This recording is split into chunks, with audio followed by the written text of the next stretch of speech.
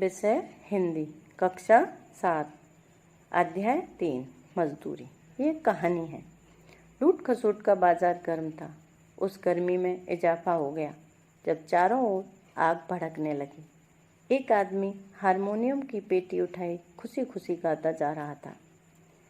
बाजार में क्या हुआ था? आग लगी हुई थी और लोग क्या कर रहे थे? वहाँ से सामान लूट लूट कर भाग रहे थे। और उसी तरफ से एक आदमी हारमोनियम बजाता हुआ एक गाना गाता हुआ जा रहा था। जब तुम ही गए परदेश, लगा कर ठेस, प्रीतम प्यारा, दुनिया में कौन हमारा। यह गाना गाता हुआ वो वहाँ से जा रहा था। एक छोटी उम्र का लड़का झोली में पापड़ों का अंबार डाले भागा जा रहा था। ठोकर लगी तो पापड़ों की एक गड्डी उसकी झोली में से गिर पड़ी। लड़का उसे उठाने के लिए झुका तो एक आदमी ने, जिसने सिर पर सिलाई की मशीन उठाई हुई थी, उससे कहा, रहने दे बेटा, रहने दे, अपने आप बुझ जाएंगे। क्योंकि बाजार में आग लगी हुई थी, इसलिए उस इंसान ने मना किया उस बच्चे से कि तुम इसे मत उठाओ, ये अपने आप भुन जाएंगे। बाजार में चीनी से एक भरी हुई बोरी गिरी। एक शख्स ने जल्दी से बढ़कर अपने छुरे से उसका पेट चाक दिया। आंतों के बजाय शक्कर, सफ़ेद दानों वाली शक्कर उबल कर बाहर निकल आई। लोग जमा हो गए और अपनी झोलियां भरने लगे। एक आदमी कुर्ते के बगैर था। उसने जल्दी से अपना तहमत खोला और मुट्ठियां भर भर कर उसमें डालने लगा। तभी क्या देखते हैं कि बाजार में एक चीनी की बोरी गिर जाती है और एक आदमी आकर उसमें चाकू से छेद कर देता है, तो उसमें से चीनी निकलने लग जाती है और सभी लोग जो भी देखते हैं वो उसमें से लूट करने लग जाते हैं, मतलब चीनी को भरने लग जाते हैं। सभी जिसके पास जो होता है वो उसी में चीनी को भरने लग जाता है। हट जाओ, एक तांगा ताज़ा ताज़ा रोगन शुदा अलमारियों से लदा हुआ गुजर गया। ऊंचे मकान की खिड़की में से मलमल का थान फड़फड़ाता हुआ बाहर निकला। शोले की जुबान ने होले से उसे चाटा। सड़क तक पहुंचा तो राख का ढेर था। क्योंकि वहां आग लगी हुई थी, इसलिए जो भी चीज़ आग के पास आ रही थी तो वो राख का ढेर बन रही थी। पौ पौ पौ मोटर के हॉर्न की आवाज़ों के साथ दो औरतों की चीखें भी थीं। लोहे का एक सेफ 10-15 आदमियों ने खींच कर निकाला और लाठियों की मदद से उसको खोलना शुरू कर दिया। काव एंड को दूध की कई टीन दोनों हाथों पर उठाए अपनी ठोड़ी से उनको सहारा दिए।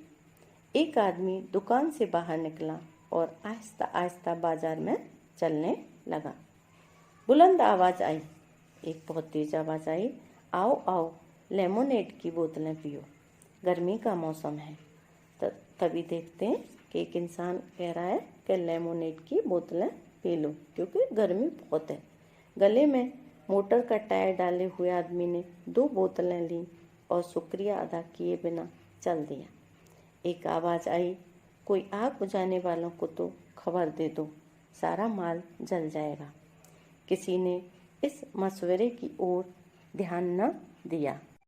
लूट खसोट का बाजार उसी तरह गर्म रहा और उस गर्मी में चारों तरफ भड़कने वाली आग बदस्तूर इजाफा करती रही। मतलब किसी ने ये नहीं देखा कि आग लगी हुई है तो बुझाने वालों को भी बुला लिया जाए। सब अपने अपने लूटने में लगे हुए थे। बहुत देर के बाद तड़ तड़ की आवाज़ आई, गोलियां चलने लगीं। पुलिस को बाजार खाली नजर आया, लेकिन दूर धुएं में मोड़ के पास एक आदमी का साया दिखाई दिया। साया मतलब परछाई। पुलिस क्या देखती है कि धुएं के पास एक आदमी का साया दिखाई दे रहा है, उसे मतलब परछाई दिखाई दे रही है। पुलिस के सिपाही सीटियां बजाते उसकी तरफ लपके, मतलब दौड़ने लग गए उसके पीछे। साया तेजी से धुएं के अंदर घुस गया।